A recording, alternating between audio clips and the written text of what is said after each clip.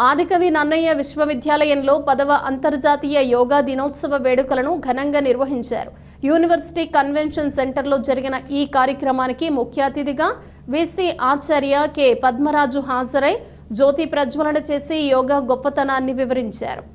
శారీరక మానసిక ఆరోగ్యం అందించే యోగా ప్రపంచవ్యాప్తంగా ఆదరణ పొందిందని అన్నారు. దీని మూలాల్ని భారత్లోనే ఉన్నాయని, వేదకాలం నుంచే భారతదేశంలో యోగా ఉందని తెలియజేశారు. ప్రధాని నరేంద్ర మోడీ నేతృత్వంలోని భారత ప్రభుత్వం చేసిన సూచనతో అంతర్జాతీయ యోగా డేగా ఐక్యరాజ్య సమితి 2015లో ప్రకటించిందన్నారు. యోగాతో ప్రశాంతత, విశ్రాంతి లభిస్తుందన్నారు.